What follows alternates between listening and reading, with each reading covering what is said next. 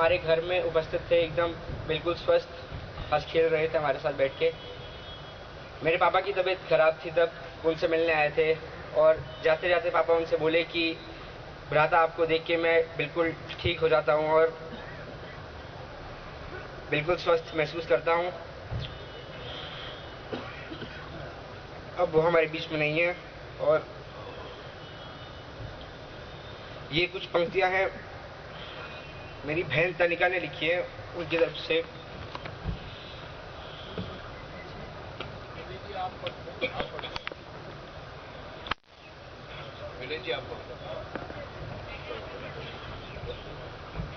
ये श्रद्धा से भरपूर पुष्पांजलि में भर मैं भी आई हूँ, आपको स्नेह से दूर नहीं, एक गर्दिश में चमकता हुआ सितारा पाती हूँ। इस सफर में हसीन मुसाफिर, श्रेष्ठ कर्म, श्रेष्ठ भाग्य के आप श्रेष्ठ उदाहरण हैं। प्रभु की सृष्टि के दर्पण में सदैव जिसका वर्णन है, ऐसे प्रभु के लाडले आर्यवीर रत्न को चढ़ती कला के पुष्प अर्पण है। साकार में नहीं, अब निराकार में ही आपके हसीन पालना को मेरा अभिनंदन है। दुर्भाग्यवश जीवन सीमित है, परंतु उनका पांडित्य, उनकी बुद्धिमत्ता सदा हमें याद रहेगी।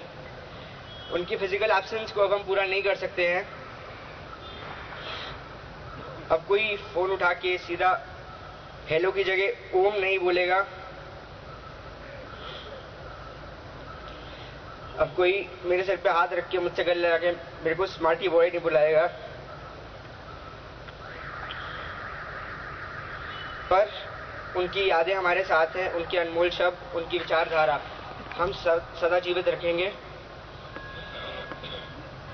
वो एक बात बोला करते थे कि घर से बेटी और शरीर से आत्मा को खुशी से विदा करना चाहिए। दोनों एक नया जीवन व्यतीत करने जा रहे हैं। हम उनकी बात मानेंगे और उन्हें एक मुस्कुराहट के साथ अलविदा कहेंगे, इस उम्मीद में कि वो एक नया और एक स्वस्थ और एक इससे बेहतर जीवन व्यतीत करने जा रहे हैं। इसे और भी बड़े काम उनके लिए लिखे हैं जो कि वो आगे करने जा रहे हैं। हमें गर्व है, मुझे गर्व है कि मैं एक ऐसे परिवार में मैंने जन्म लिया जिसमें आचार्य राज सिंह आर्य जैसे हस्ती मौजूद थी। हमें नाज है उन पे और हम उन्हें हमेशा जीवित रखेंगे अपने अंदर।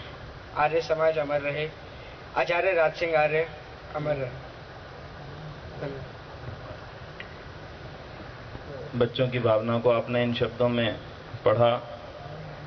वस्तुतः उनके बारे में कितनी घटनाएं, कितने कार्यक्रमों के वाक़े, कितनी यात्राओं के वाक़े बताए जाएं, वो इस असीमित समय में असंभव है पूरी तरह से। फिर